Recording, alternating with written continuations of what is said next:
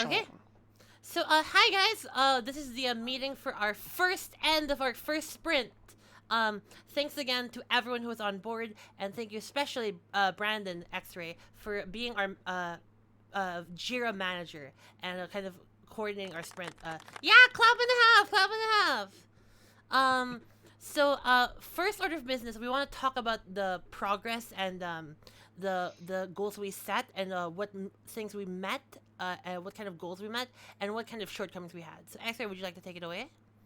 Sure. So I'm gonna share my screen real quick. Yeah, we'll do that. All right. Can everyone see my screen with Jira? Yep. Cool. Okay, so we had a pretty big sprint for our first one, trying to lay out the core tech stuff and additionally get the project to a point where we can actually start moving forward with some critical features of getting to the eventual ending. So we had three issues that end up staying behind, and B did bring it up that we're doing some refactoring of how or restructuring how we're going to handle dialogue writing and such, which I assume we're going to have more discussion about it either in this meeting or we're going to discuss it afterwards and such. Probably both. But overall, we've completed majority, about 90% or more, about of our issues and got through tech essentially. But yeah, so what our graphs look like, we at first were a little bit behind and eventually we caught up at the end, and that's always good. We'd like to be always above the gray bar if we can. If not, that's fine. But yeah, congratulations And everyone! Clap and a half! So cute. Sorry, I had to. But take it away. yes, is that all, Brandon? That'd be it. Yes. So I want to talk to the writers on board, if that's okay. So, Theresa, you there? I'm here. So you'll be my co-host. Okay. So I want to, can you screen share the thing you showed me, if you don't mind? Sure. And we'll walk through everyone about our new plans for the writing team. Absolutely. And first, I'll just say, everyone, hi. If I haven't spoken to you before, I'm Theresa. I'm very happy to be here. My job is to help bring together the story for the project, to help bring together the narrative elements of the game, as I understand it. So this week, I've been familiarizing myself with the project. I've had the pleasure to chat with a few people, and I'm sure I'm going to chat with a lot more as time goes on. But I do want to say I can see the love and the passion that's already gone into this, and I'm happy to be on board. So, thank you so much, Theresa. I'll I do want to say one more thing extra, if you can stay on board a little longer, because after Theresa's meeting, after this kind of writer thing, I want to discuss projections of what we want to do for the next sprint, because that will tie in with what Theresa has to say with our writing team, if that's okay. Man, I was thinking about taking a nap. All right. No! But if you have to go, no worries. I have a feeling you might want to know some of this information. Oh Yeah, yes, yeah. I will. I absolutely will. But yes, just for reference, everyone here is a writer, and we have a few guests, and Chris and X-Ray are the coders, and I'm the multi-hat. Okay, very good to know. For one thing, I absolutely needed that orientation because I'm still getting to know the project. I'm getting to know all of the characters and the heroes, and I'm getting to know like all of you. So Yeah. that's a very good. If you want to know what someone's role is, you can click on them. So, for example, clicking on Chris, he's a dev. Click on Detel, he's a writer. If someone doesn't have a role, they're just a guest reader. It's just X-Ray. Sorry, it's Dragon and Frankie, who's a voice actor. But yeah, they're just here, just listening. No worries. I am obviously everything. As you can see, I have all the roles. Yeah, don't click on me if you don't want to get stressed. Oh, Skip, you don't have to write a role. So if I want to be stressed, I will click there. Yeah, lol. Okay, so it sounds like most people in here are writers. Yes. So, but yes, Nice. Theresa, if you could, oh, sorry, anything else? Okay, well then I'll just to give a little bit of context because I'm not sure how much everyone already knows. So from a story perspective, as I understand it right now, as a writing group, our main focus is Act 1 because that's a September goal. So that's what I'm about to like share the screen and talk to you all about. We want a rich and fascinating narrative build for this act, right, B? Like we want the player to experience a building story and to have like an emotional and impactful experience with these heroes. Yes. We know that at the beginning, E, I'm calling the player, has not met most of the heroes, and by the end, E has relationships with them and has gotten to know them and will be picking one to be their lover. Yeah. And we know that there will be a big final cutscene between E and the lover, right, B? Yes. And also, I want to show something to X-Ray. So we were thinking about something regarding the world map because it would be really lame, no offense, if we just were constrained to the tavern. Now, hear me out. We don't have to finish the entire map. I was thinking, if you look, Brandon, in Writer's Chat, can you kind of look there? Yeah. We have portraits, and we also have splash screens of a background. I was thinking we could literally just make the location splash screens, and that would be all we need for the world. And we wouldn't complete the entire map, and any exploration would just be the tavern. But let's say you would leave the tavern, then you would be able to see, like, if you look at this Abigail at the docks, we won't see the background. We won't see the actual world. But we will see this kind of mini kind of portrait of a portrait splash screen of like a boat, kind of in the docks, just kind of implying that you're at the docks. Does that make sense? Okay. So I think it's a lot more of a manageable scope wise for the August demo. But that's just a thing. So as writers, we will be exploring the city, if that's okay. Yeah, I'm just worried about having like the expectation that everything needs to be done when it comes to the August demo. So that's why I'm confining things into the tavern and such. Yeah. Because I'm 100% a believer of 100%. Yes. You know, I don't want to half-ass things. It. But I will say though, we will be using these backgrounds in the main game, even so our efforts won't be wasted. Yeah. I mean, the direction of art and stuff, I'm not gonna step into. But I'm just concerned about expanding our zones and stuff. Like if there's expectation to walk from tavern to the docks and stuff, we're not there yet. Oh no, you're not gonna walk, but it'll essentially teleport you, and you won't even see the RPG aspect anymore. It will just be visual novel at that point. Okay. So just images and images. So no even RPG aspects, if that makes any sense. Okay. Yes, just to kind of let you not panic. Let me ask you this: is it when you walk out of the tavern, does it enter like a menu and has clickable items? Yes. Okay, it's that direction. Okay. So it's gonna be like a visual novel essentially. Got it. I was thinking. But I think it's a lot more reasonable than the entire map of Deep Harbor being explorable. Lol. One day. Yeah, one day. But yes, Theresa, would you like to go over the new direction for our writing progress and how we want to tackle the Act 1? Sure. And do you have definitely else? Want me to show B? You want me to show the dialogue map that we were talking about this morning, right? Yeah, and you can also show them like what else did we want to show? Yeah, the dialogue thing and start. And the narrative. The narrative map. If it's cool definitely. with you. Yep. Okay. Absolutely. And also, I do just want to reiterate, like, hi to all the writers. I know that I have not been that active in terms of talking to people this week. It's because I had my head down and was getting oriented. But from now on, please feel free, especially after I continue, like, talking through all this, reach out to me anytime, like if you have questions or if you want to chat about something, and I'm sure I will be bugging you as well. Yeah. So give me just a second.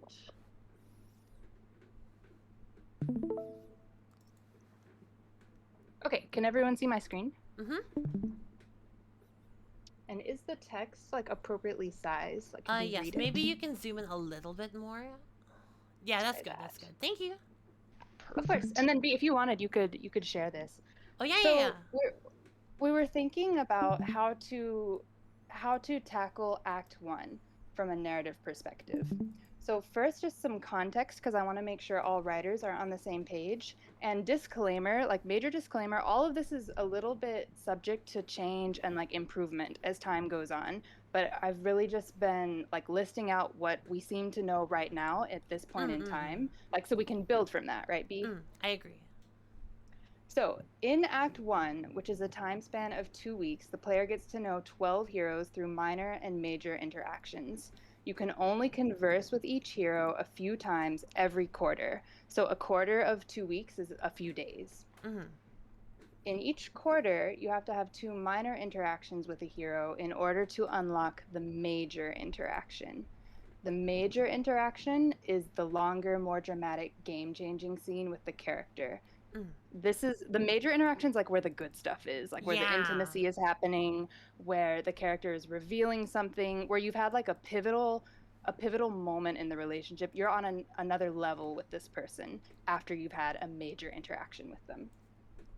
And for reference, if everyone wants to check writer chat, this is the actual calendar of the game. So it starts December 15, and then quarter 1 is the first 3 days. Quarter 2 is the next 4 days. So 15 to 17, and then quarter 2 is 18 to 21, and so on and so forth.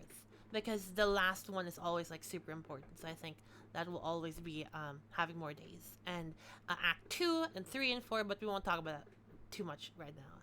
But yes, go ahead, Theresa. Yep, absolutely. So if you, also in the major interactions, of which there are 4 total, you need to make the right choices to earn their respect. If you keep choosing to spend time interacting with that hero, you will eventually unlock all 4 of their major scenes in chronological order. So as of right now, B and I have been talking about this because we want the story to build, over time. So you would the major scenes have to be chronological. For example, you would not be able to get to major dialogue number 3 without having gone through major dialogue number 1 and 2 with a hero. They build upon one another like a story. So the relationship with the hero should get stronger, richer, and more fascinating with each major interaction. Overall, the Act 1 arc, as we understand it right now, are along these topics. We do kind of want to add to them. B said she had some more ideas, but for right now, we know that these things are going to happen. And so these are the kinds of topics that can come up often in both the major and minor interactions with a hero. We can assume E is growing more confident and competent running the tavern. We can assume E is like forming friendships with everyone to some extent. They're not going to form it with everyone equally, but to some extent you'll get to know everyone. I also think it'd be cool if E is getting like creative inspiration from people as a bard. This part's really important, learning a little bit about other people's problems and dreams. We don't want to go too far into like the character development of all this, but we do want to start planting the seeds and unpackaging a little bit of everyone's unique drama and trauma and dreams, right, B? Yes, absolutely. Theresa, if you can also send. Well, actually, no. I think it's further down, so we'll just keep going as it. I think it's in that document, so like keep going. No worries. Okay, cool. We'll have E sharing and discussing their own problems and dreams probably with the heroes. And this one is the big finale for Act 1. E is going to ask one of the heroes to see the New Year's fireworks, and this is going to be the ending cutscene of Act 1. This hero will be the lover for the rest of the game in Acts 2 through 4. So the purpose, so basically that's our big crescendo. That's our big finale. Everything is kind of building up to that with the hero that you choose. You're essentially like getting to know everyone as the player. You're getting to know all the heroes and getting to know a few of them on a deeper and deeper level as time passes. Eventually, you narrow it down to one, and that's like the end of Act One. And that's when we will also be like teasing the map and teasing some of the plot elements that would be followed in Acts 2 through 4. But we don't have to worry about that for now. We're really worried about character interactions and character like relationship development between you and a few of the heroes. Yeah. Right, B? Absolutely, absolutely. So this might be, is this what you meant when you said scroll down? That's it. Exactly, yeah. Okay.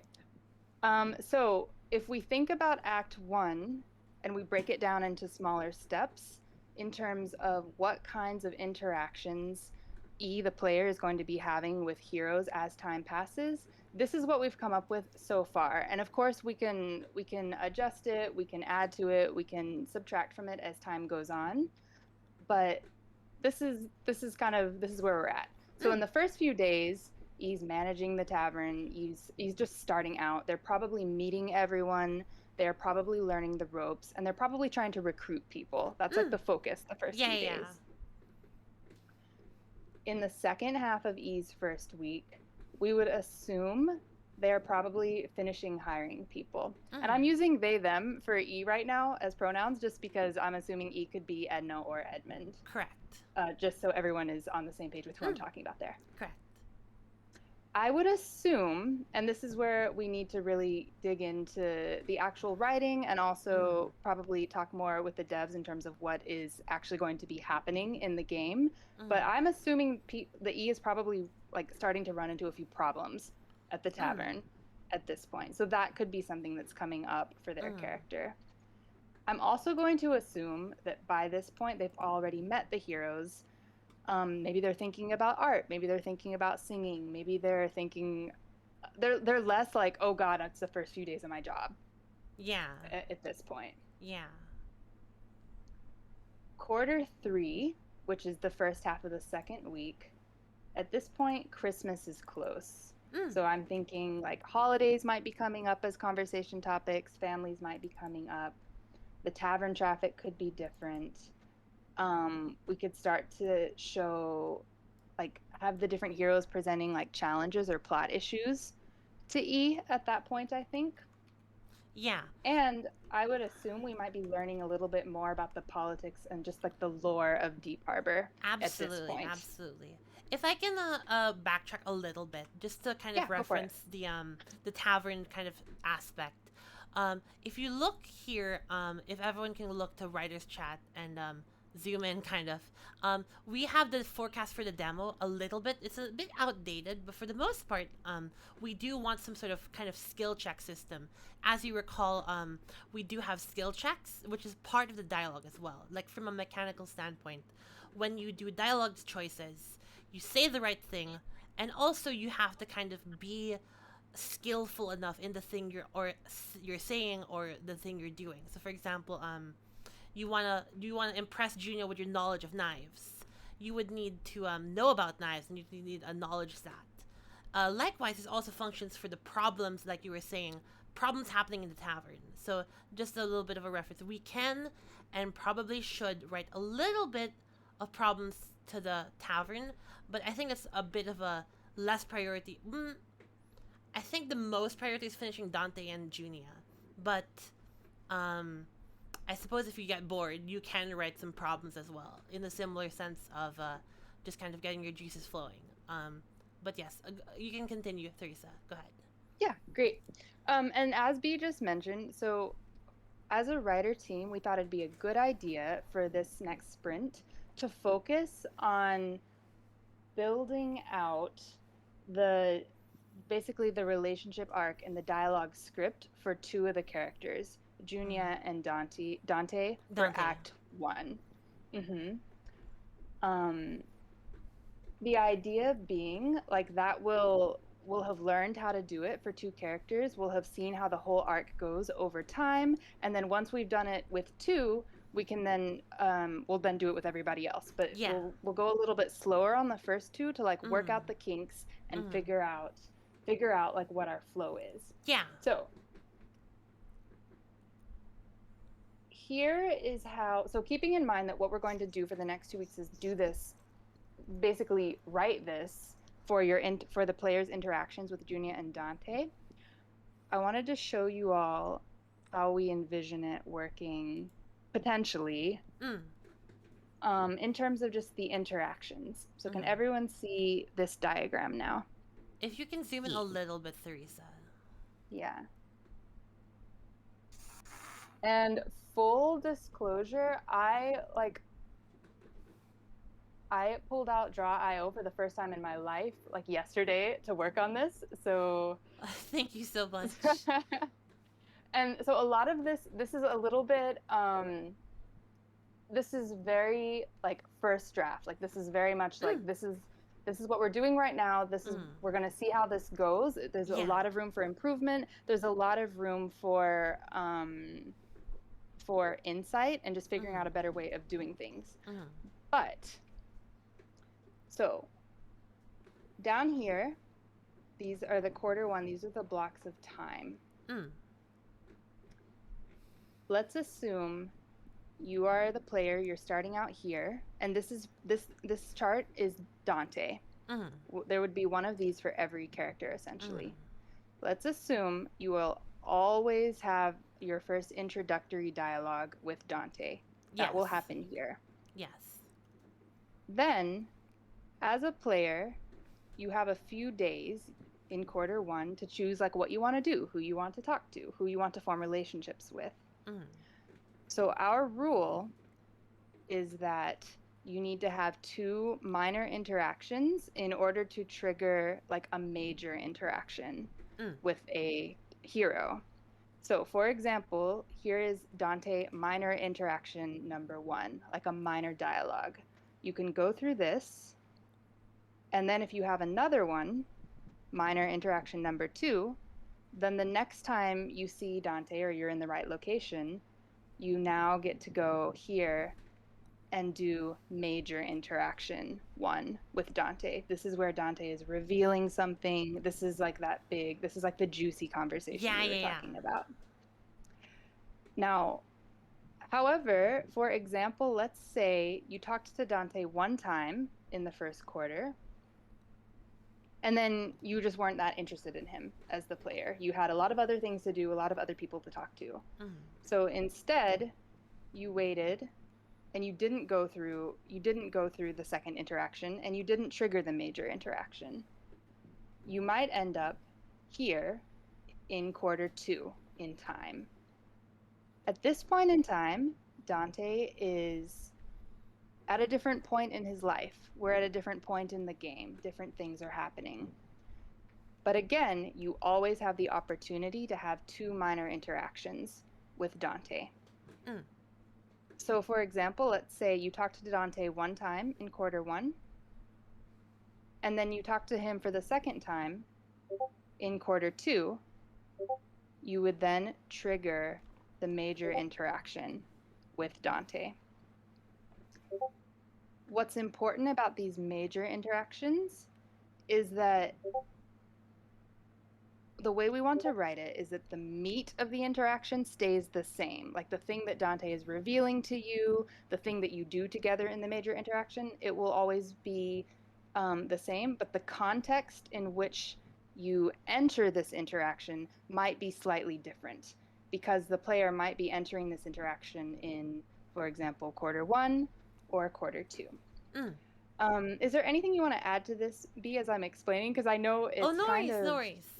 So again, I want to kind of explain that, like, all of the, for the most part, all of the minor dialogues are agnostic. They can happen, well, I mean, for the most part, they're agnostic. They can happen kind of anywhere, anytime, but they have to be sort of in order, because I'm not good at explaining. I'm sorry. But for example, like Teresa was saying, um, no, I think they do come in order. So like, I think you have a better. I think you have a better idea of explaining it if you don't mind. Go ahead. Sorry. Well, I would say to that, it's like they're agnostic in the sense that they shouldn't hinge on the player having gone through a major interaction. Right.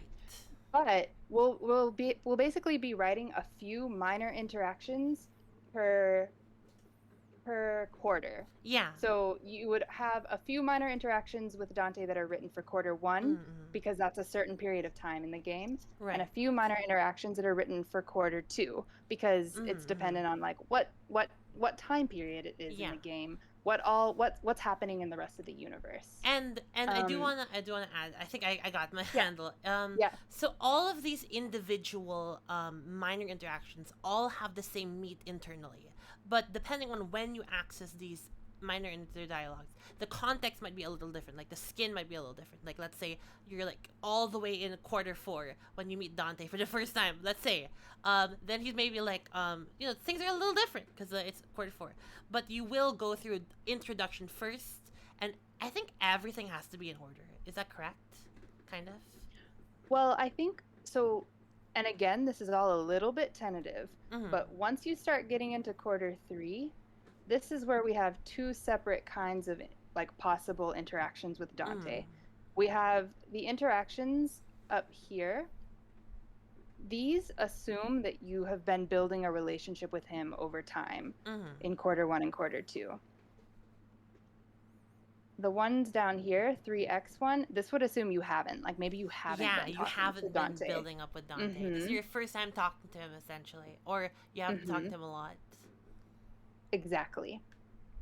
So what's interesting is, say you only started talking to Dante in quarter 3. At this point, you don't have enough time left in the game to build up enough interactions with him to really get past like these first 2 levels of major interactions. Yeah. That's why it's important. You're choosing as the player like who to spend your time building up interactions with. If you've been focusing on Dante and unlocking these major interactions, you would have had the ability to go all the way, so to speak, with Dante. Like you would have gone through all 4 of these scenes and had like a really rich and building relationship with him. So we can I'm sure people have questions, and I'm sure I'm very happy to like go more in depth on this as the need arises. But this should hopefully give everyone an idea of how we're looking at this right now narratively, structurally, for how you move as a player through your relationship with a character. The important thing is you have minor interactions, and you have to have a certain number of minor interactions to unlock these building major interactions. And I also want to add, go ahead. And it's these major interactions. Earning respect in the major interactions is what will allow you as the player to potentially date that character at the end. That's what will trigger, as I understand it, the cutscene. The big like finale cutscene where you and one of the other heroes are going to basically have a date, sort of. At the end. So that's why these majors are key. You have to spend time and get to the major interactions with a character in order to do that. Do you want to add anything, B? No. And if you let me know if you're done. Go ahead. So, well, first, are there any just immediate questions? Is that okay, B? Like, we don't So I wanted to kind of do this kind of systematically, so they don't all unread at the same time. We have an emote. Just or if that's too complicated, let's go in order. Chris, do you have any questions?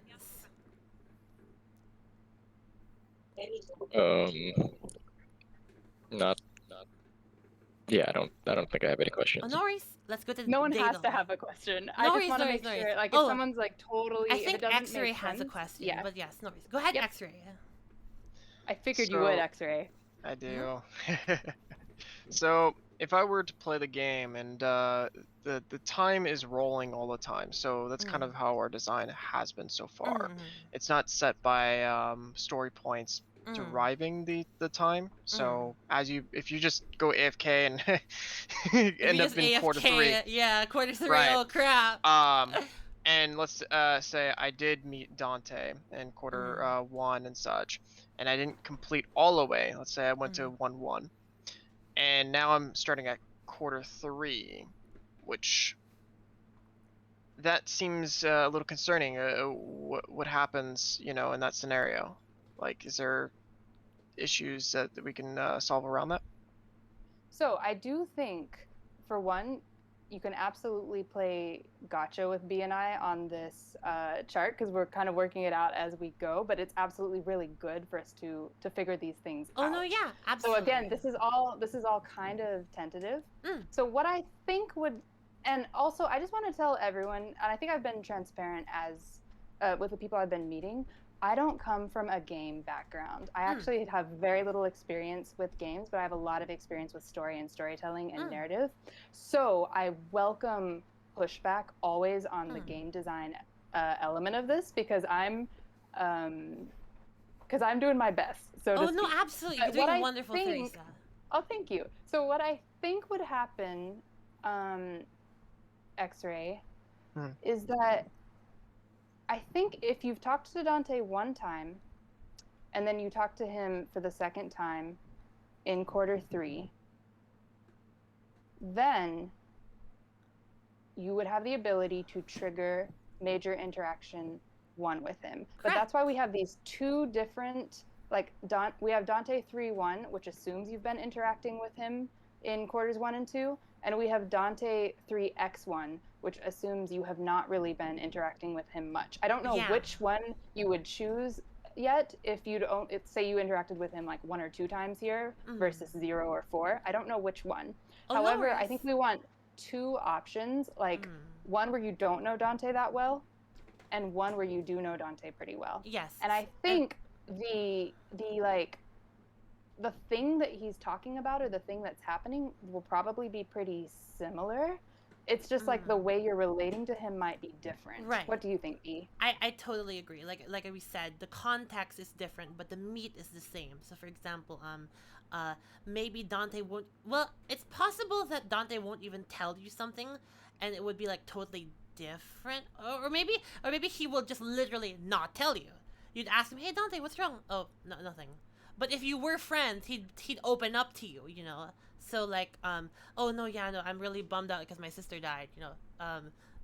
And that's just an example. But yes. So Drop a death of the family. I know. Like that. Yeesh. sorry, that's like a plot point about Dante. Spoiler. I love it. Someone write that down. It's going in. I'm bummed out because my sister died. Oh my god. Wait. That's actually, it's in the narrative document. Okay. I'm hoping this is how we get that feeling of like, even if you're not focused on one of these heroes, they're still like present. side characters having their own issues and lives going Yeah. on. So it's like they're still kind of talking about the same things down here in 3x1 potentially. They're just not as close to you as they are in this one. And what do you think, X-Ray? Go ahead. Oh, go ahead, B. Oh no, wait, go ahead, X-Ray. Yeah, I mean, you see these systems in what was that game? It was a robot. Oh man, it's totally on the tip of my tongue. Like, it has a blue little ring on it. It's androids. Do you guys know what I'm talking about? Detroit. Yeah, Detroit Become Detroit. Human. Detroit Become Human. Yes. So there's circumstances that if you didn't have a piece of evidence or piece of information, it would just not give you that option. Yeah. Right? That's something we should totally study. I'm writing it down for me and Teresa. Detroit Become Human study. there are scenarios of that. Would you imagine potentially there's 3 different lines rather than 2? One being you don't know this person, 2 you know this person well, or you know him well but you don't know him in depth, and then the last is you know him in depth because you've been really close with Dante ever since the beginning, or like he's your route, he's your projected route, if you will. Right. Sure. I So think we do we could do potentially 3. We could do imagine 3. that. Yeah, we could do 3.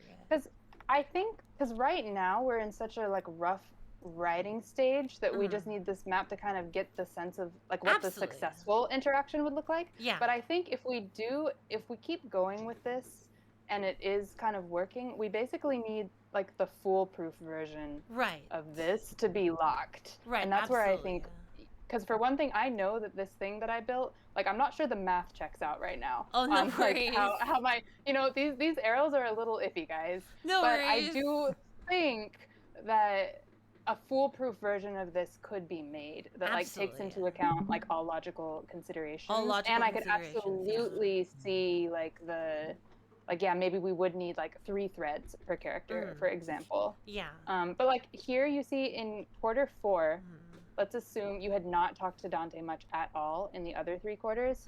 That's why you have here A like very this sad special little dialogue. Yeah, this is basically like You're meeting Dante, for the Dante. first time, kind of, in the quarter He's like- 4. and he's probably like, "Hey, I'm bummed because my sister died, but I don't want to talk about it." Yeah. That's probably not what he's saying.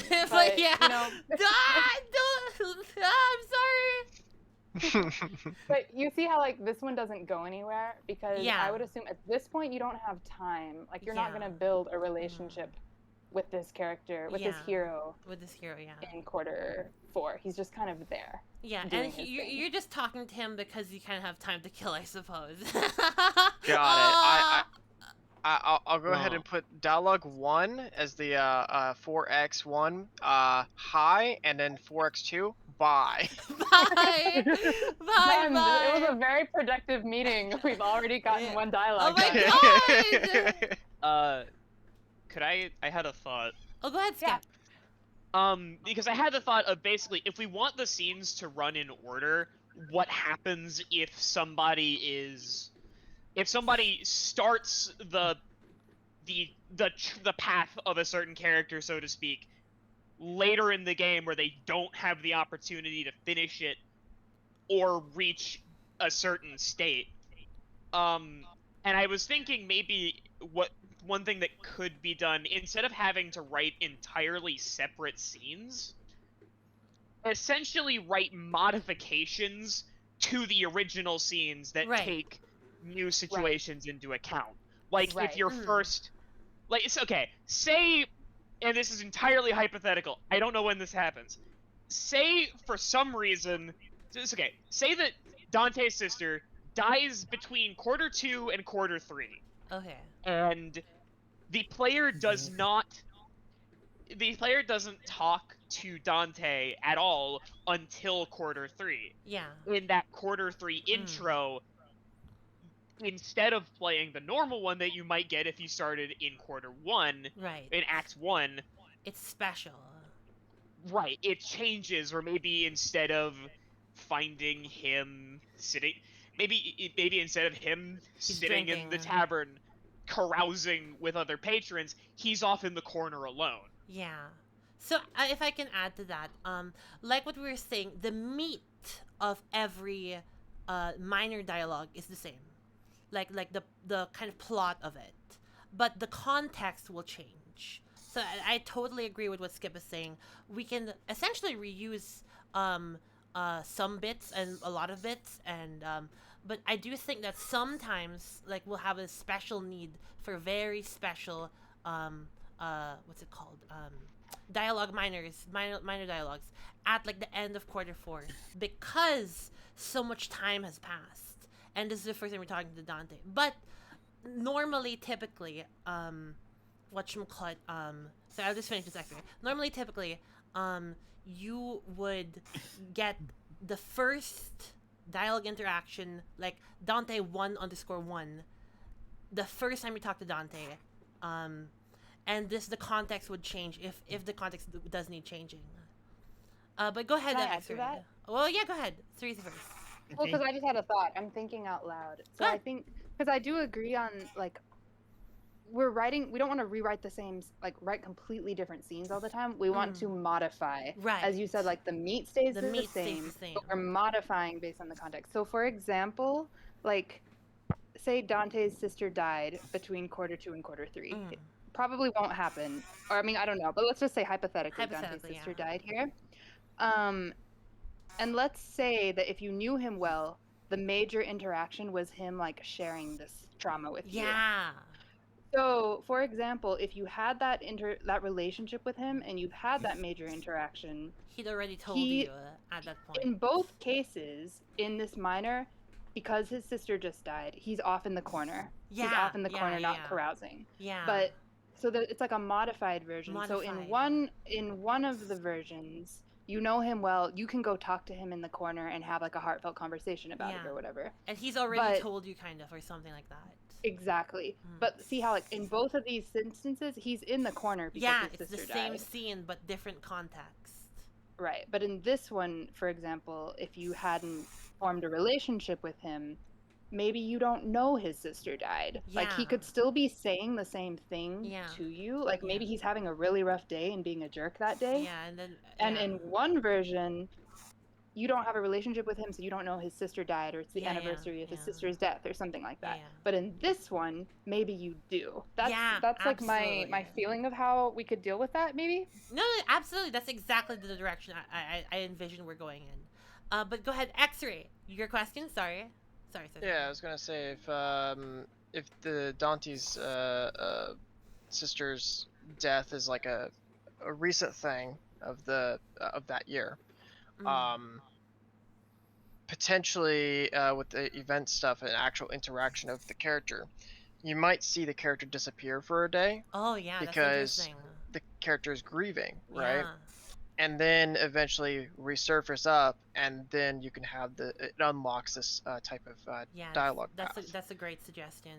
That's a great Um, suggestion. because if you just have Oh, go ahead. I didn't mean to cut you off. because if you have the character walking around like nothing happened, all stuff, you want to have visual context. Visual context, yeah, I agree. Yeah. So and I think that could be good. Like just building off that, that might be why it's really good to like in our heads split it up between quarters. Yes, absolutely. So we know like in quarter 3, for example, if his sister recently died, this is the quarter in which it happened. In which Dante might be disappearing for a day. So everybody else, every other hero is maybe also aware of that fact and reacting to it in their conversations. But we're keeping that constrained. Yeah, but we're keeping that constrained to quarter 3. Yeah, that's when that kind of thing would happen. That's not really in quarter 1 or quarter 2, really right? That's why I think it's good to like keep it kind of draw very firm borders around. Yeah, like time events. Absolutely. And do you have anything else, Teresa? And then I'll go back to questions. Nope. Okay. So Chris, no questions. Datel, no questions. Skip, any questions? Nope. Joaquin, any questions? Oh, by the way, we're recording. By the way, Joaquin, any questions? What? I just learned about the quarters.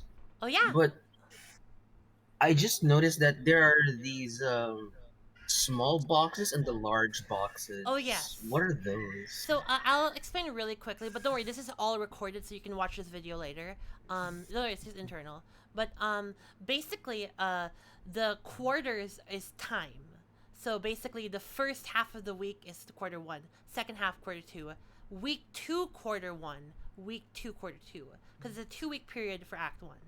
And basically, the minor dialogues are the small boxes. So basically, the kind of smaller scenes. But you need to get 2 small scenes in order to unlock the big, meaty, juicy cutscene with Dante. And there are 4 meaty cutscenes with Dante before the finale of the act cutscene.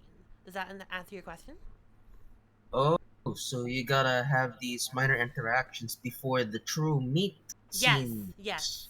And like we were talking about, if you skip Dante and you only talk to him like later in the month, then you don't have access to Dante's crescendo, if you will, because you were talking to other people essentially. Go ahead, X-Ray. So, as we're talking about minors and majors of story pieces and stuff, is there going to be sub-minor? So meaning like there's build-ups to the minor, and then obviously the minor builds up to the major. So I think these are strictly scenes. I know we want some kind of barks, like kind of like, hey, I like the color yellow. You know, that's just like innocuous. That's not a scene. But like scenes are only split between major and minor, and then the act cutscene is the literal finale of the act. So we only have major and minor.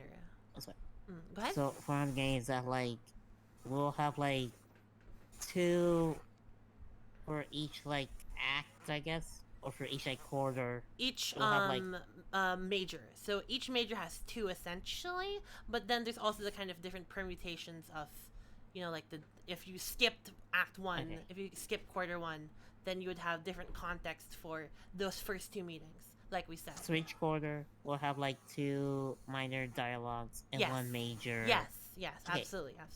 Exactly. And you really only have access to 2 as the player. You can't really talk to them.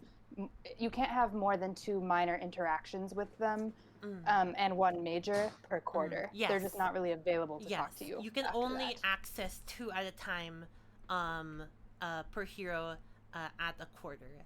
And and there was one more thing I wanted to say. I lost it. No worries. Any other questions to tell? Okay, I have a question. Okay, go ahead, Joaquin. For the writers, we're also writing the major events and minor events, right? Yeah. So I want to kind of because you weren't here, no worries. We're gonna be focusing only on Dante and Junia. So we're gonna make a vertical slice. Are you familiar with the term vertical slice, Joaquin? No. So basically, instead of making like a bunch of 1% for all the 14 heroes, we're gonna complete Dante and Junia for Act 1. So instead of like kind of spreading our resources thin, we're gonna bunch up all our resources into just Junia and Dante for this sprint, essentially. And then that's how we're gonna be doing this. So we're kind of reworking our efforts, essentially, so we can complete something. Yes. Oh, we're focusing. So we're all focusing on Dante and Junia, all of us. But I think it's really good that everyone so far has been thinking about the other characters, the other heroes as well, because it helps us. Yeah, it helps it, like we have a better sense of the world and life overall, and I think I will really be leaning on everyone for that right now, because I think you're all a lot more familiar with all the heroes than I am right now. Absolutely. I'm still, so I would love like to pick people's brains on like, oh, you've been working on so and so, like what do you think are the possibilities for, you know, this act or whatever. And I also want to add, it's possible that other heroes show up in Dante's minors, but like for example, like a minor like 3-1, maybe somehow Naomi's involved, but it's Dante's minor, but she's like a side character in it, if that makes sense. That's just a writer thing I want to include. Like, you can do that. I think it's fun. Yeah. And I think that's again why it's important to know like what quarter are we writing it in. So they can like talk about what is going on in other people's lives. And we know it's constrained to this quarter for that interaction. So after this, I could talk about like the next step and how we can like actually start writing this as a team. But were there any other questions about... Any other questions? Yeah. Mikey, do you have any questions? Nothing that comes up. I think Frankie brought up something good about the time-sensitive events. Go ahead, Frankie. You can speak if you want to. Go ahead. Oh, my bad. No so essentially all I asked was, I didn't want to interrupt, so I just put this in the chat. Oh, nice. I thought it might feel like more authentic if there was things that were implemented, like, so let's say you pursue Dante in Act 1, you find out, I don't know if when his sister dies, but hypothetically, let's say this all happens very first act, then you don't interact with him for like 2 acts, and you're like, you know, pursuing another hero, and you come back on the 4th one, you're trying to talk to him again. Would he be like standoffish? Would he just be like, hey, like, I thought you were gonna like care about me and my sister, my situation with my sister? Or, yeah. I don't know, it's just kind of my... That's a great suggestion. I do think we're already implementing that in the context of you only unlock the first minor the first time you talk to Dante in order, but the context is different. So like we said, Dante is in the corner because he's sad because his sister died. If you haven't talked to him yet, he's gonna be standoffish like you said. But if you have been following Dante, he'll like open up to you. So that is the time sensitive aspect that you were referring to. That is implemented in our system at the moment. Yes. Well, I meant like repercussions for like let's say you're talking to another hero for 2x. Would they be like, "Oh, I see you were with such and such." Like that's interesting. So I don't want to I don't want to make any of the characters like kind of like problematically jealous, but I do understand where you're coming from. But that's the kind of just a curiosity. Oh, no worries. That will be represented by Dante being different internally without kind of because like I think they're all the characters are like fairly like I don't want anyone to be jealous. That's like a really problematic thing. No offense, but basically he's sad, and if you didn't talk to him, he's not gonna open up. But if you have been, he will open up. So that's the kind of a contextual difference between had you been talking to him or had you not been. Have you been talking to other heroes? Had you not have you been talking to him? Does anyone have any other questions? Go ahead, Teresa. I could add to that. I think maybe in later acts, like acts 2 through 4, there's a lot of possibility to play with like maybe someone disappears for a while or there are big repercussions for things that have happened earlier on. Yeah. I think though, like for this act, really the focus is having the opportunity to get to know everyone, right? Absolutely. Like kind of so we wouldn't want to we don't want to write something where someone's completely like taken off the table. You're essentially dating casually in act 1. But I think there's a lot of room for that to element, play in 2 through 4. I do think there could be some jealousy aspects. Like for example, let's say it's Junior's birthday. And she's like, "Hey, you're showing up at my birthday." Yep, yes I am. And then you don't show up, and you just hang out with Frankie. Then she'd be like really pissed. That's an example, but yeah, that's more what I meant. Like repercussions for disappearing for a while, basically. Not necessarily like specifically for jealousy, but just like you like just not talking to someone after initiating something with them. Yeah, so I think that can be something in the later act. Your word. Not committing to your word. Yeah, exactly. So that could be something in a later maybe act. Maybe you could play with that with the Barks too. It'd be like, the hey, Barks, notice you've been hanging out a lot with so and so. Yeah. Even if it's just like that was exactly. Oh, that's a brilliant idea. I'm gonna write it down. So, other heroes bark at you, referencing who you've been spending time with. Yeah. I have two things. Oh, what's up, X-Ray? First, Chris, we need ChatGPT integrated to the game so we can have all these like scenarios like I was dynamic. thinking about that. Yeah. Would you all please replace me with ChatGPT? No, you're the prompt user. You have to give it prompts and give it a lore, right? Yeah. Honestly, at this point, it would be much easier to just do that. Yeah.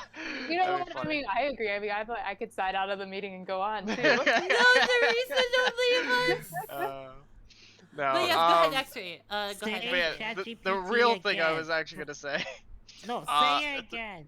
And no worries. Go ahead, X-Ray. Go ahead. But yeah, Teresa, we probably should have a little like meeting about how we should schedule when things should be done, the acts and stuff, because we have a exact deadline of February 14. 2024. Yes. Yeah. So. I'm concerned about that. Is like how much time do we have to write all the things? I mean, if we finish 2 heroes per sprint, I think that's okay.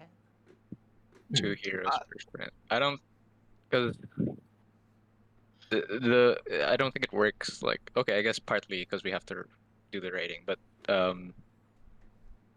it's sort of we have to spend time on the actual systems itself for everything to actually work. That's what the coding team is doing, but I do think it'll probably take a while for us to finish the first few heroes, and then afterwards it's easier to do the rest. Right. Because we have that. Because I'm thinking the systems can be reused, actually. Like, I think it's just, like, kind of plugging in. Once we develop the system, like, pioneer it, we can just copy-paste the code, in my opinion, from what I understand. So it's not a copy-paste of code, but rather it would be a system that allows you to put any dynamic amount of input. And that's the idea. We Absolutely have to design a system that knows how to handle what you guys are asking. And if I may, it's going to be evolved. If I may, I know very certainly that the asset package we got, which one, the dialogue systems for Unity, it is able to do that because it can do dynamic dialogue. Yes. Okay. So it can be done. Perfect. It can be done. That's why we bought it. But does anyone have it integrated? Yes, with Adventure Creator too. Okay. If it's already in, is it in a branch, Chris, or is it in I haven't even tried it yet, but we do have the asset. No worries. We bought it already. We bought it already. Yeah, we have it. But yes, any other questions, X-Ray? No, I'm good. Does anyone have any other questions? Oh, go ahead, Wikian. Okay, so I like these quarters, but I don't know exactly the formula that's happening in these quarters. Like in quarter 1, is it just gonna be a casual hangout, a get to know each other, and then quarter 2 is like a specific meeting that they call you or they invite you to something? Is it? Do we have something like that? That's a very interesting question. I think generally the usual thing is you go to the hero. We don't really need to have a system where a hero seeks you out. That's just more on our plate that we don't need right now. So we'll just have you, the player, seek out the heroes, and that's how we're gonna do it for the time being. As we want to be like, like that. That's fine. Do you have any other questions? Oh, so it's more specifically looking for the heroes. Yes. Yeah. Yes, and oh, who joins? Hello, hi Mal. Mal, we're having a meeting and welcome aboard. We're also recording the meeting so you can watch the full video later. This is Mal, one of our other writers. Hello. Well, nice to meet you. Oh, out of work now, in car, but listening. Sure thing, and it's recorded so you can watch this video later. Just for internal. But yes, does anyone have any other questions before we get to the main juice of how we're gonna actually do the writing collaboratively, like practically? One thing, actually, can I ask a question? Oh, go ahead. I was wondering, because we do have the heroes like working in the tavern. Yes. Right? So that is also potentially one way in which we're constantly running into them and having minor interactions. Yeah. But also, I would say, just from my understanding right now, the sky's kind of the limit. Like, it's our job to write, like, what's the most interesting way for these interactions to be happening. Like, what's the best setting? Like, what's the best excuse? Right. Yeah. So that's what the next part will be about. Absolutely. I do think, Joe's from like a mechanical standpoint, we're assuming it's the player kind of bumping into them and not them seeking you out. That may be a system we can implement later, but for now, let's focus on the presumption that it's you bumping into them, and then you kind of stumble upon the scene that happens of their scene, essentially. Right. But yes, does anyone have any last questions before we go into how we're gonna actually do the writing? Okay. Quick question: has anyone had any actually written like these scenes? Sorry, like, what? Has anyone like written like these ideas for writing these scenes? So we do have a Google document called Script. It's very creative. I know, the best name ever. It's called Script. A lot of our money went to it. I know, right? And we have if you look at I'll link it in writer's text. I think all of you have access. But basically, we do have a lot of scenes for Dante and Junior at the moment. And we're labeling it as minor interactions at the moment, but we don't have any major interactions at the moment yet. So does that answer your question? Oh, okay. We got minor, so now we're gonna do the major. Absolutely. We're basically now we're gonna do this whole thing, and we're going to in order. Yes. We can talk about that in a moment. Okay. So Let's go. how do we? I guess we'll do this. Yeah, how do we do this exactly? Sorry, go ahead. Focus on. So we're just focusing on Dante Jr. for now. Like, what would the other all of minor us. like characters? Oh, all of us will be doing Junior and Dante together, and we'll kind of give our best ideas of how we want to sculpt those two characters' stories as with the hero E, and but yes, so if we're all working together, we get all the best ideas we have, and we'll kind of sort through them. And once we're done with Dante and Junior, we'll move on to the next two characters, and rinse and repeat.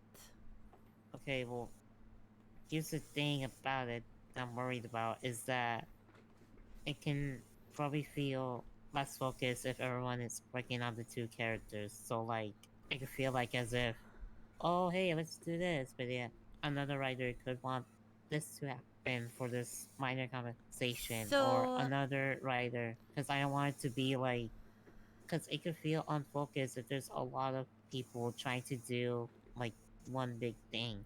So, if I can answer that question, we need 9 minor dialogue situations for Dante and each hero. That's plenty of room for us 5 writers and me and Theresa to kind of have ideas of how we want Dante and the hero to interact with E.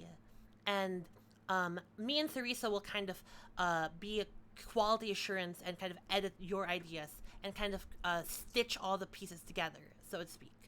And so, like, for example, let's say you want to talk about Dante's sister and someone else wants to do that as well. We can kind of collaborate as well. Me and Theresa will kind of merge or kind of get the better one. And of course, full disclosure, we're all in this together. So if anyone's ideas is rejected, know that it's making our product even better. Does that answer your question? We're all a team here. Yeah. A bit. Yeah. I would also. I would add, I'm not sure we're going to all. We might not do all the heroes like this, right? Like, we might not. Like, this is just for right now, as we're kind of figuring it out, Junia and Dante. But potentially, maybe once we've figured out this process for these two, potentially there's more room for certain writers to focus on certain characters and, like, right, B, like that. I would assume we can start. That's absolutely correct. So, like, maybe once we're more kind of into the system, we can assign each of you one hero, like, later in the year, like in IRL year, because we're more experienced. But at the moment, we're still kind of baby stepping this. So let's all kind of help each other and get these two characters out the door ASAP. It's like building a pipeline. You want to have the pipeline built out before you start going everywhere. But yes, I have absolute faith in all our efforts.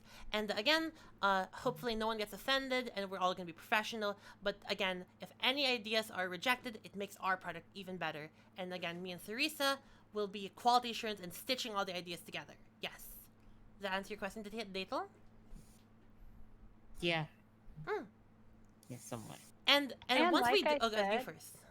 Like I said, I'm really relying on all the other writers with their familiarity with the characters and their familiarity with the genre and the game. The genre, like, I really need people to tell me, like, what are the good ideas? What have you seen in other games? What do you know? Like, what would be good for the lore? Because these are things that I don't necessarily know, so I welcome that. Absolutely. And one more thing. Once we do finish Dante and Junia, like, let's say we finish early even, we can just move on. So, but that's the best scenario. But don't worry. Once we need to make this easy for us. Let's all work together. And again, me and Theresa will kind of stitch everyone together. We got this, Theresa, and we all got this. Everyone's got this. But once we do complete Dante and Junia, we can kind of spread out a bit more and have, like, let's say Datel focus more on Crow or something like that. Or just we can kind of, like, let you guys take leads on certain heroes. Once we're kind of more at least have 2 heroes done, if that makes any sense. Does anyone have any other questions? All right, I think Theresa, we can. Go ahead, Mikey. I was gonna say, how long is a major versus a minor? Yes. Because we have a couple of minor things. I don't know if that's the length you want. Yes. Or if it's not. So an act cutscene is 50 lines, a major dialogue is 20 lines, and a minor dialogue is 8 lines. That's our working estimate of just how much content each thingy is. So a minor is that 8 lines per person or per I think including Edmund. Okay. Yeah, including E. So I think that's a good ballpark for now. And of course, I think smaller the better, so we can have like more concise scenes. Because I think, for example, it's more bang for your buck, if you will. By visual novel standards, that is very, very little. Absolutely. So I'm just like, I suppose we could extend for like major dialogues. No, that's also a good point. So but I think the numbers are subject to change. Like Theresa was saying, you can totally play gotcha with me and Theresa. Like we're literally working this out. This only all started like a few days ago, and the entire project only started like 4 months ago. So if you have any suggestions, we're open to any suggestions. Absolutely, you have. So like for example, maybe we should add more lines to each major dialogue cutscene because I think it's really important. So we will definitely do a little bit of testing how much we actually need so we can get a better idea for the rest of the heroes as well once we're done with Dante and Junia. So great suggestion, Mikey. Okay. Yeah. I think for now it's just like a ballpark number. Like 8 lines, fair. it's like a water cooler chat sort of that you kind of get to know someone, and then I think we'll probably learn pretty quickly what is ideal. Yeah. And I assume there's a little bit of leeway in the creative process right now, at least. Like if your ideal amazing scene was 25 lines in a major, I don't think either B or I would want someone to to not include those extra 5 lines. And I will also say, I think this is very important. In later acts, these line numbers get more. That's great English, I know. Basically, in the later act cutscenes, the dialogue scenes can be bigger if we want to, because we're already established with Dante examples. In Act 2, we're already kind of pursuing Dante. We have feelings for him. We can have like bigger scenes with Dante. But in Act 1, I think we have to have smaller, more agile scenes because we have 12 heroes potential 12 heroes. But yes, does anyone have any other questions?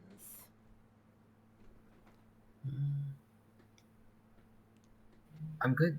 All right, so Theresa, can we talk about what we're actually going to be doing practically, how we're going to all collaborate? Because I think I was also telling others, just from a practical standpoint, I think we all want to get our writings in personal documents, so we can also keep track of how much work each of you are doing, just like also for like logistical reasons. Because so I want also all of you to keep your writings individually, so you have your own personal document, and then link me and Theresa, and then we'll compile it if that's okay.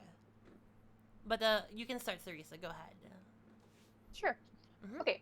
So just what's really important is we're all on the same page about, for one, how these quarters, how you move through time as the player, how you start out not really knowing anyone except Junia well, and then the end point is that you are going to have formed a relationship on some level with all of the heroes, and you'll have formed a deep relationship with a few of them, and there will be a big finale cutscene in which you are basically choosing one to date at the end. And then the difference between a minor and a major interaction and how we can see it builds over time is also really important.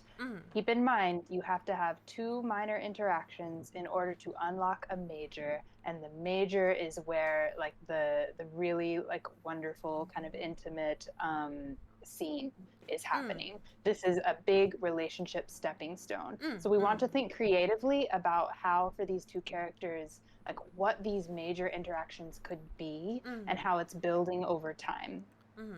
So what I suggest first, right off the bat, and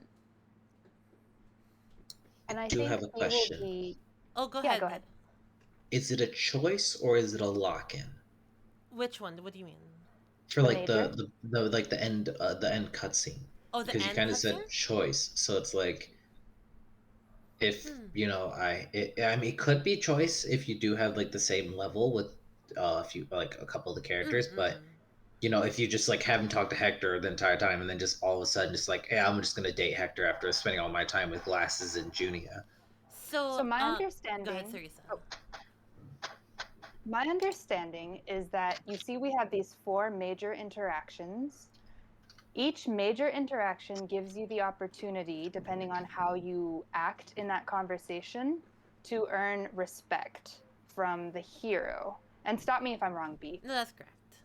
And then you have 4 chances essentially if you are following that hero the whole time. You have to have had respect from at least 2. You have to earn at least 2 respects over the course of the act in order to have even the option to have a cutscene with that hero at the end. That's an interesting. Sorry, go ahead. Sorry. That was my understanding. Again, all kind of. Go ahead, B. So I think that's a good suggestion. You don't actually. Do you need the major dialogue 4 in order to date, like, say, Dante at the end of Act 1? So, like, let's say you've been kind of spreading your resources, your time spread, like, but you did unlock major dialogue 2 with Dante, and then you really like Dante. At the end of the act, you want to pursue Dante. Are you able to do so? Because you at least unlocked major dialogue 2. Is that possible? I think you are able to do so. Yeah, I think if you're successful getting the respect in those 2, right? Yeah, I think that's a good. We're working in 2s, and I like that. So to answer your question, Mikey, I think it's still a choice. You have to have had at least 2 major dialogue cutscenes with a hero in order to be able to choose them as your lover at the end of Act 1. But if you like literally have like successful, yeah, like you would have had to get the successful. respect. You have to get the respect, and otherwise it defaults to a random, or does it default that you have nobody? So I think otherwise you have nobody. You failed. No. So that's just a little detail, but my idea, my vision is I think we could just very simply say game over, because like literally you somehow got no cutscenes of 2 with all the heroes. That's impressive. And we're gonna reward you with maybe like a special ending or something. I don't know, but my point is it's very likely.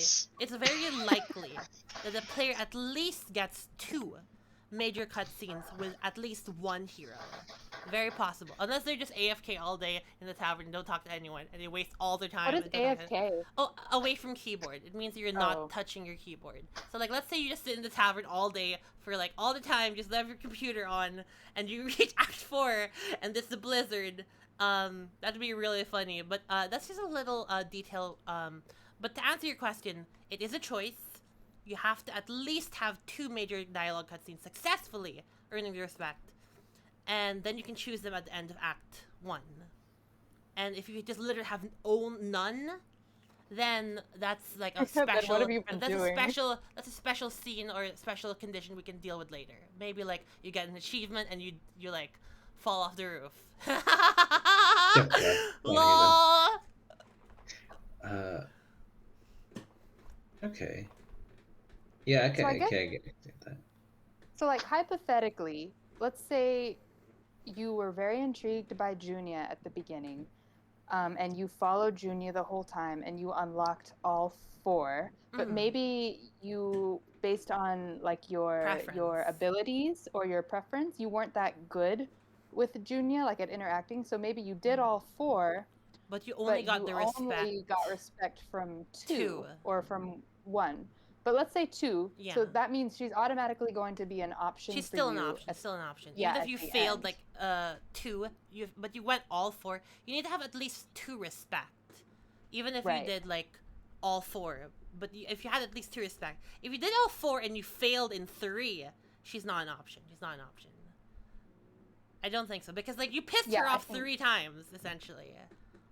Out of 4, I don't. I mean, like. It's something to think about. Something to think about, but I do think that's at that, and again, I think the choice is you have choices.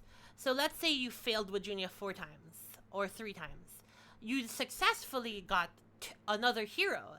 So you still have a choice in another hero, just not the choice you wanted because you kind of failed the game. It's still a game, kind of like in real life. If you piss someone off, you can't date them. Like in real life, you piss someone off, they don't like you, so they don't like you. You can piss them off 2 out of 4 times, and then Yeah, you can date them in real life. essentially. But not 3 out of 4. Yeah, not 3 times. out of 4. It's a little, but you know, we're trying to be as close to reality as respectfully as we can, and it doesn't make sense if you really like Junia but you treat her badly. She'll still like you. So I don't think we'll do that. But you get other heroes. You can choose them.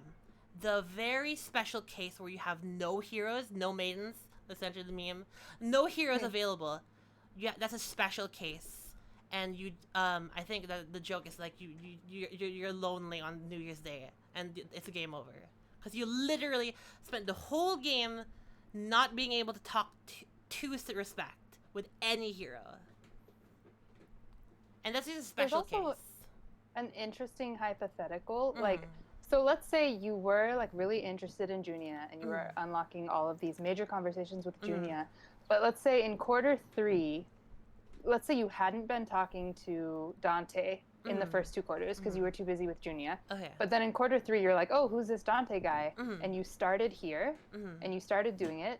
You still hypothetically, I believe, you have time mathematically to unlock 2. And so get if Dante, you were successful, like you could start in quarter 3, and but if you're you just have really to good get at the Dante, respect. You have to get the respect. if you got it twice with him in quarter 3 and quarter 4, he's a choice. then he's also a choice. So then you could like choose between Junia or Dante. Who do you feel for more? Essentially, who do you want to date? Honestly, I would think would it make more sense if like he could still be a choice, but more platonically. Well, I mean that's the whole point of the game where everyone else is platonic after choosing your dateable hero. It's a dating sim. You date one hero, everyone else becomes side characters and your friends. So that is true. That is true. Yeah, but like if you decide to choose it's and if you go through his 2 dialogue, like I said before, with like core 3 and core 4, you decide to go just full on with Dante, even though you chose like Junia to be like your partner, and so at you the end you choose Dante, like would that still make it like a platonic choice? So there is no platonic choice. Everyone else just becomes your friend after you choose your lover. It's a dating sim. That's just kind of the nature of our product. Everyone else automatically becomes your friend, supposedly, or like your friend based on how much you're talking to them, after you choose your lover, and they all become like your friends. So we don't have like a specific, oh, you date Dante. I don't quite understand your question, but I think I get it. But I don't think that's the direction we're going for this product, if that's okay. Oh, okay. So, I suppose what Daedal, yeah. Is trying to say is quarter 1, right? We have the lover chosen. At that point, quarter 2, 3, and 4, everybody else is platonic. Is that correct? Okay. You mean Act 1? Yeah, Act 1, we choose our lover. Act 1, choose your lover. Yes. Oh, right. Yeah, and then Act 2, 3, but that's not these quarter. This is not. There's act and quarter. There are act 4 1, quarters 2, in 3. an act. Yeah. That's what I actually meant. Sorry. Sorry. But because here anyone could be your lover. Anyone could be your lover. You're interacting with people to decide. So in Act 1, everyone's a potential lover. But at the end of Act 1, you go down the route of a certain hero because E literally feels for that hero. So at the same time, you're the player, but also narratively speaking, this character has the hots for someone, and you're kind of guiding their choices. Yeah, they do have the hots for someone. And it's the nature of the product. It's the nature of the game. It's the nature of the game. So does that answer your question, Daedal? Somewhat. Well, no, we can talk more later if you have more questions. I think I made the realization that this is all Act 1. This is all Act 1. I thought Act 1, Q1 to 4 was acts. Oh no, this is Act 1. No, this is Act 1. That was a mistake. These are just a few days. Yes. Right. Wow. I'm just blind. Don't mind me. No worries. Does anyone have any other questions before we talk about our game plan for writing? Okay. I got a question. Oh, hey, Quake. So here, I'll just introduce Quake. So this is Quake. He's one of our writers. Quake, we are recording this meeting, so you can watch the whole video later. No worries. But yes, it's the writer meeting. Just sit tight. Do you want to say hi really quick? Hey, Sorry. Hey, nice to meet you. Hi, nice to meet you, Quake. Oh, I know you're ready. Sorry. Yeah. But yeah, no worry. The meeting is being recorded, so you can watch the video later, and I'll probably like edit it so it's like smaller or something, I suppose. But yeah, Theresa, let's talk about our game plan for the writing. Sorry, Quick, I can't initiate you too much. Oh wait, sorry, I forgot the What's up, question. Joaquin? Because I was gonna ask about the, like, which the dialogue choices, but also the skill checks, the Yes, stats. yes. Are they gonna happen? Are the skill checks gonna happen in minor dialogues or? Yes. Minor dialogues are in skill checks, but I think in major dialogues there are no skill checks. It's just your choice, or maybe even no choice. But I think there still should be a choice because you have to earn the respect essentially. But I don't want it to be a chance thing once you reach a major meat dialogue cutscene. It's really just you and human nature. It's not like a game anymore. It's just literally saying something that is meaningful to a person. But in the minor dialogue cutscenes, I think we can afford to do like, oh, you still gamey kind of like where you lift the rock really good. You lift the rock, but you can also fail. So that's like innocent enough. But I think for the major dialogue cutscenes, it's just you and human nature, you choosing what you say or do. And I think I'm gonna be firm on that one. Oh, okay. So the minor is very innocent. And you can kind of like slip on a banana peel or like kind of like some funny stuff like, oh, you failed to lift the rock, you failed to unlock the door, you can still fail by just like your stats because it's fine. Yeah, I do think that it's a very delicate nature because we're dealing with like we're writing characters and characters we want them to be believable, we want them to be respectful, but at the same time it's also a game. And in real life you fumble sometimes, and impressions do matter. If you kind of like, example, spill coffee on Junia every time you see her, even if you could be the nicest person ever, she's probably not gonna like you just by nature. 2 out of 4 times. Yeah, you spilled coffee on Junia 4 times, she's not gonna like you. And that's just bad luck. So like in real life, go ahead. Sorry. Oh, sorry, I didn't mean to cut you off. But yeah, like in real life, sometimes the odds are not in your favor, but you can at least, again, here's a secret. You can restart the game and try again. Because it's a game. It's a game. So we're never going to punish the player and like delete the game and be like, no, you can't play anymore. No. My final thing is that if a player is upset with what happens with the game, they can always just reload the save, go to a previous save state, or even restart the entire game.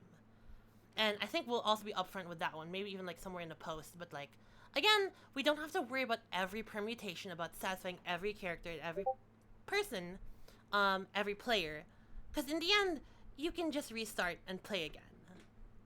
Which is the nature of our product. It's a video Then we game. do the Undertale thing where it's a video game. Yeah.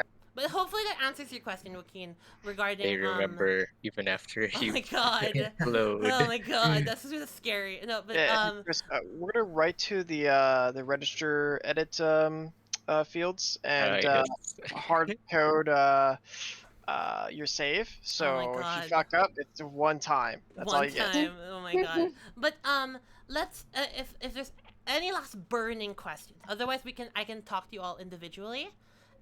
And if there's no burning questions, any burning questions? Okay. One more thing. Go ahead. So I think this will be saying... does anyone have one last question? Otherwise, I'll talk to you all individually because I don't want this video too long. Anyone have like the most important question you have? Otherwise, we can talk about it later. Do these act cutscenes have no skill checks and no dialogue choices? I think no. Or just linear? I think maybe choices, but again, human nature. Yes. And I think these aren't cutscenes. They're you are like interacting in them, right? There's only one big cutscene here at the end, the right? act cutscene is like maybe a cinematic, so maybe that one doesn't even have choices. But all of these, the majors, have choices. That's you and human nature, as B has said. And I think there's an interesting opportunity here with these majors. Like, it's not just like, oh, I spilled coffee on Junia. It could be like Junia has a different personality than Dante. So in order to like charm her, you would act a slightly different way. Like different like in real life, different people have different preferences. You get to you and people have different buttons that they don't like or do like pushed, you know? So it's like you learn Dante's preferences compared to Junia's preferences. I think that's a cool thing we could explore as you figure out how to earn respect with with heroes in these major dialogues. By the way, you first. Oh, and then I was thinking about the question of like platonic versus romantic choice. And I do think if we do our job as writers really well, hopefully it should still be an enjoyable experience and like an entertaining experience to talk to everyone. Even like unlock their relationship. Even if you're not romancing them, even if they're not your choice at the end, it shouldn't just be like, oh God, I've got to only find focus my on Junia. I only care about Junia. The other characters still are interesting and real and alive, and we still want to talk to them, and we want to like enchant the player in a sense, like make them interested in the other characters as well, so they can all of these be inspired cool and replay the game and choose that hero in the next playthrough, you know.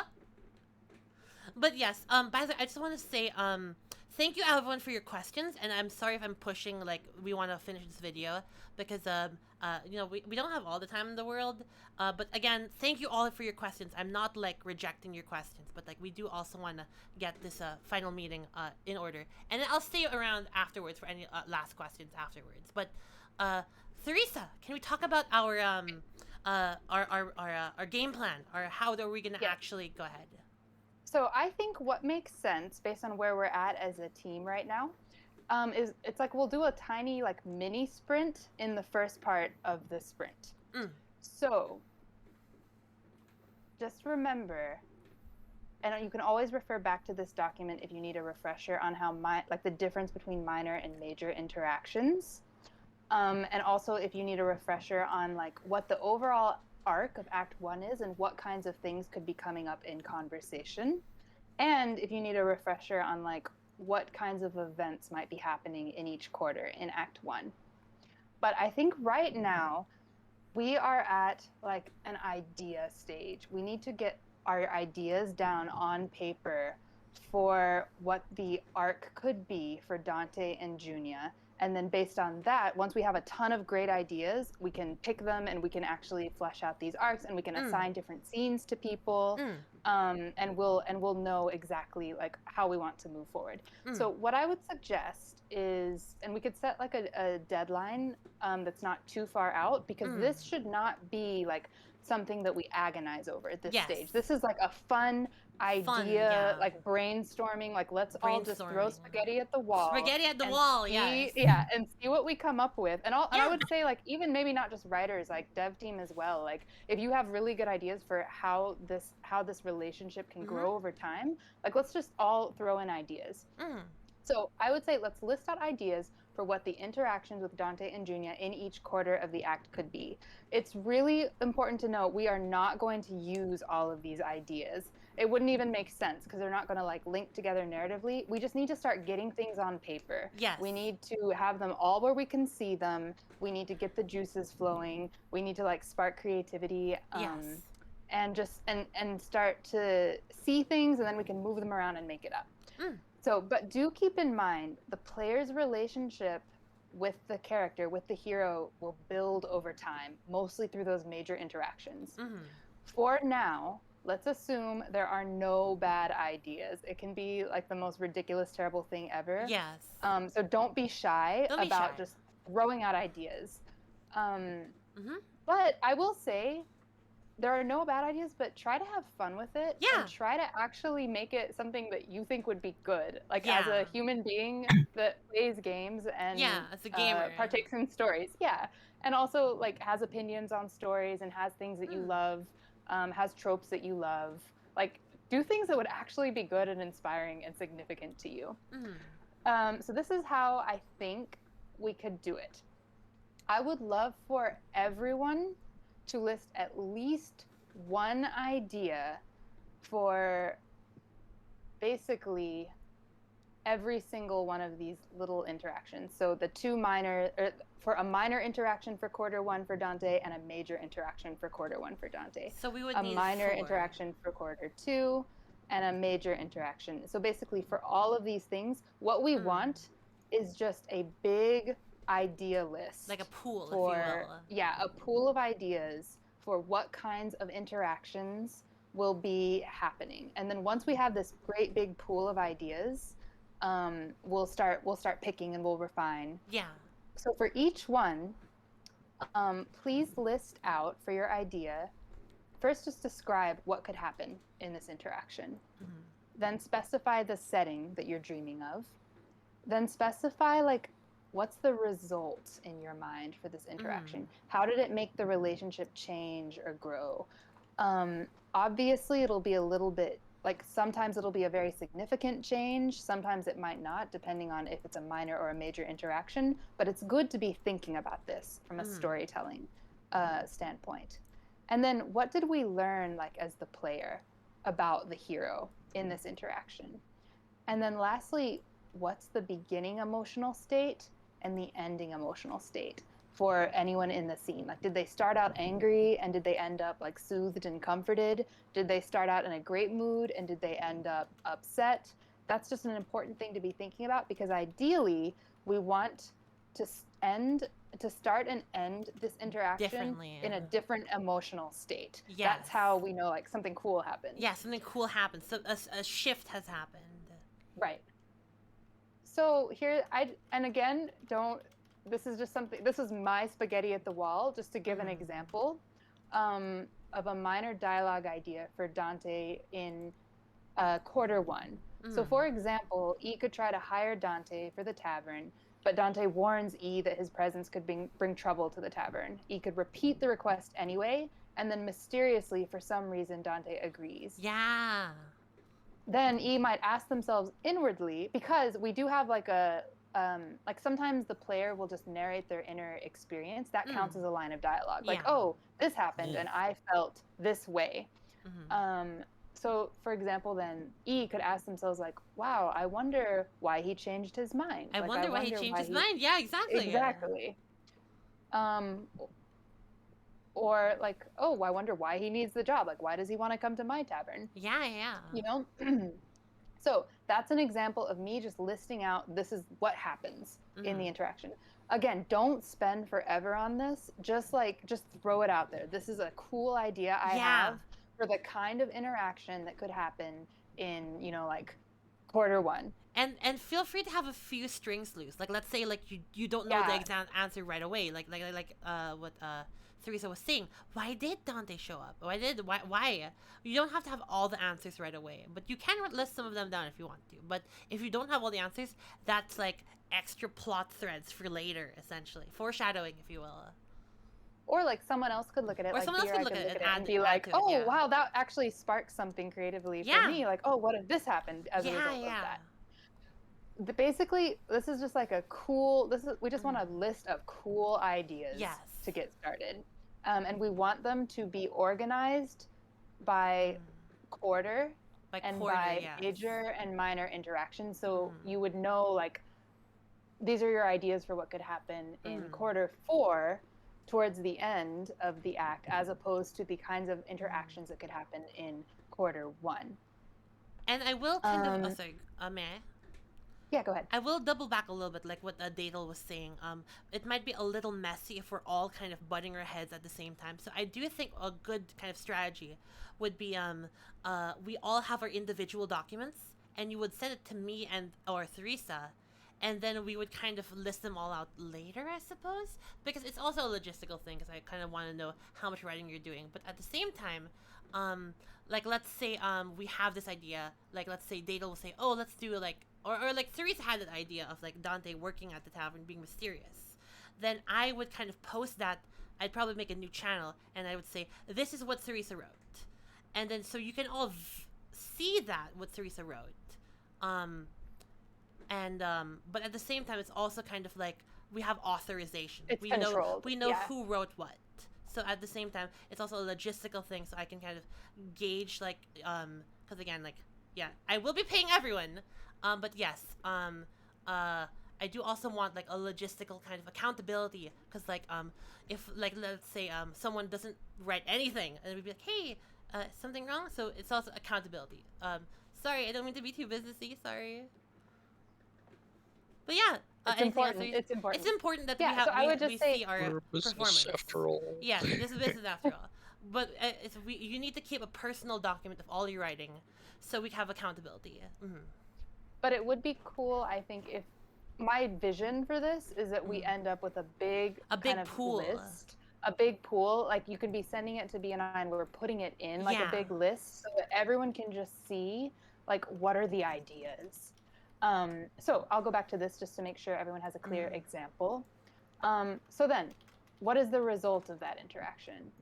How did the relationship change? So in my mind, maybe as a result of that little interaction, E and D are now both intrigued by one another, right? For some reason, Dante decided to work at the tavern. We don't know why. For some reason, Dante is mysterious and E doesn't know why. They're now like interested in one another. There's more to explore. To me, that's the result of this little minor interaction, which, and I think like, for example, this kind of interaction that could fit within 8 lines or so. I don't think you would have to do that. That's not going to be like a really long scene.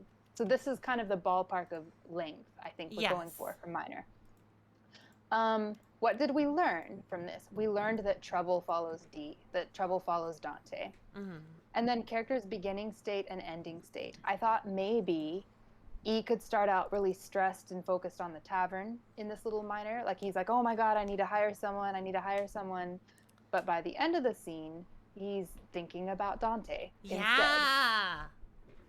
So that's an example of like a shift between the beginning state and the ending state. Down here, I did the same kind of little example for what a major dialogue could be in Act 1. So anyone, people are welcome to read and explore this. But this is an example of something I think, and again, this is just spaghetti at the wall. I would say for right now, sky's the limit. This is just an example.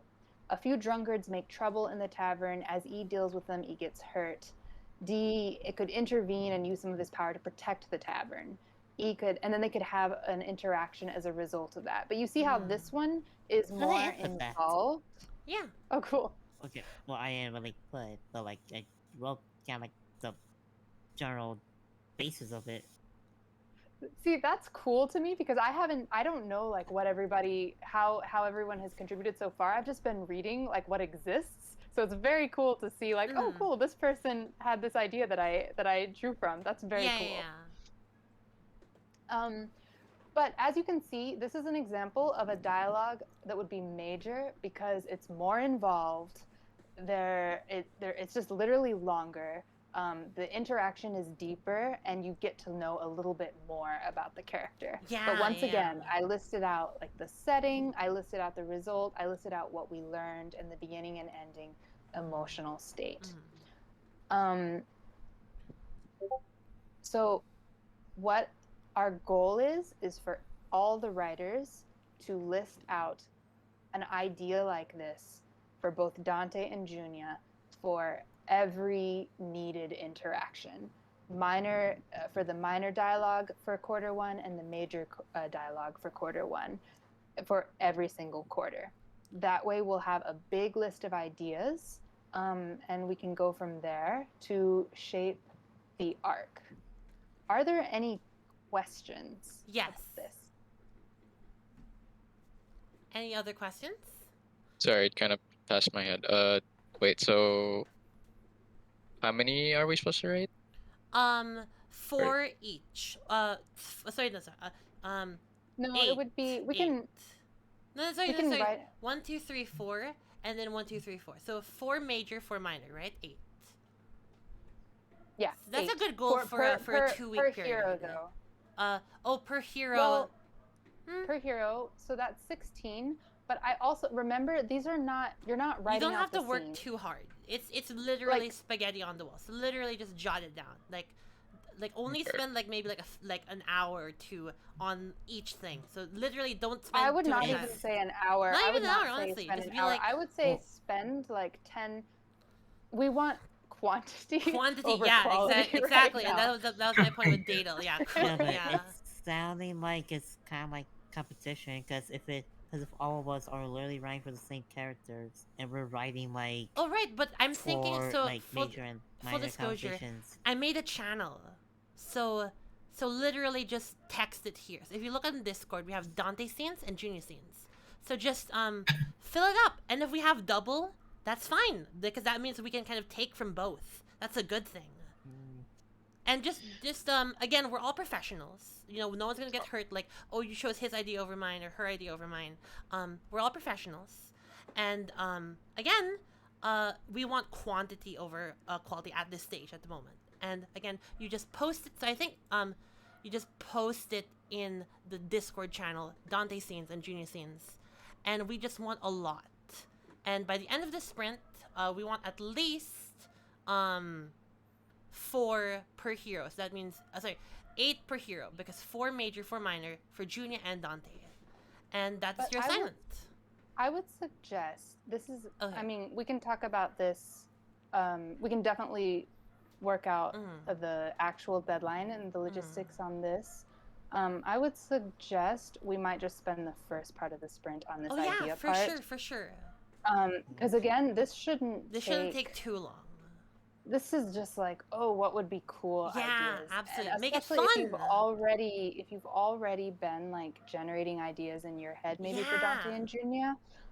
However, I defer to you on that. I just think it could be a good idea. Like once we've done this for a few few maybe days. like the first fourth of the 2-week period, Yeah. then it's like, okay, we have another big meeting and we actually nail it down. And Yeah. then it could be like, oh, could you write this scene? Could you write this major interaction? I'm thinking of this as like, we're a writer's room. We're just collaborating. Yeah, and we're writer's coming room. up with the best Okay. ideas together. So I think, full disclosure, I think we'll only.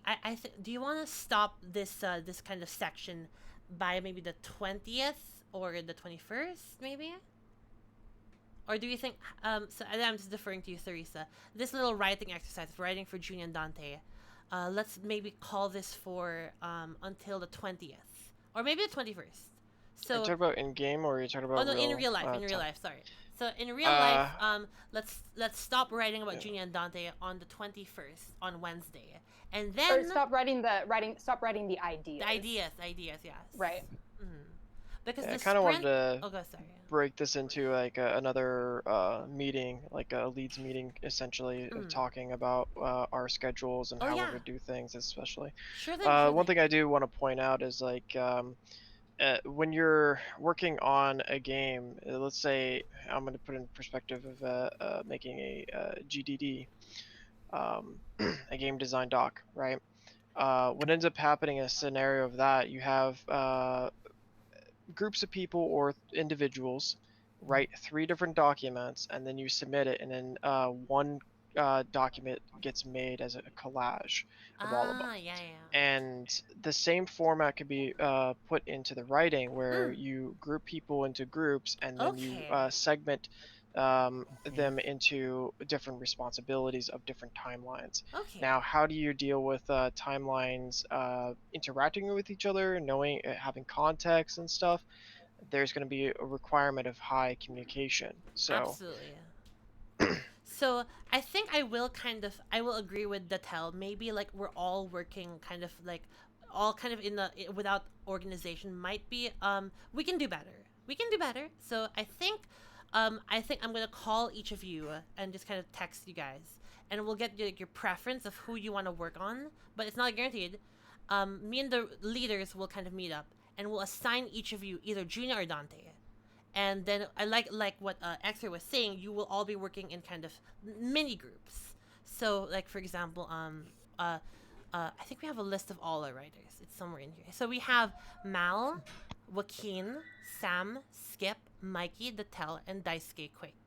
Those are all our writers on the team. So 1, 2, 3, 4, 5, 6, 7. 3, so you can be counted as well. No. Well, don't worry about it. I mean, I'll be adding ideas Yeah. to the whole thing for sure. I think and we can even include Chris as well. Chris, you're a writer now. Don't worry about it. I'm kidding. But we'll do a leadership on the actual division of labor, but I will take that suggestion, Dadel, of a little bit more segmentation. So that's fine. That's a good suggestion. Definitely. Absolutely. But again, I would just stress for this idea part, don't worry about it. At least the way I envision it, it's not yet writing the actual script. Yeah. It doesn't all need to connect. It's just like, what would be cool? Yeah. Because we're in a unique, it's a good position to have so many people collaborating right now who have like passion for the characters and passion for the genre. Because B and I were talking, like it's like we'll run out of ideas. Like after a while, it's really good for everyone to just be contributing ideas. Yes, absolutely. Yeah.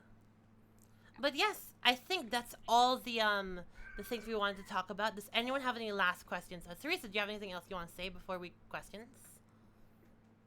I would just say have fun with it. Have fun. And I would say have fun with it. Thank you everyone for showing up, and honestly, I'm so excited for this project. And again, like you guys are the lifeblood of this project. Thank you all so much, everyone on the team. Thank you so much. Just thank you. And does anyone have any last questions before we end the meeting? No. No, you. No, you. I love you. No. But yes, does anyone have any last questions? No. Oh, no questions? No questions? Nah. But yes, thank you so much, everyone. What about you, Winston? Do you have any questions, Winston? No. He doesn't. But yes. Yes, X-Ray? I just wanted to say, Teresa, if you can, I would like you to stick around. Sure thing.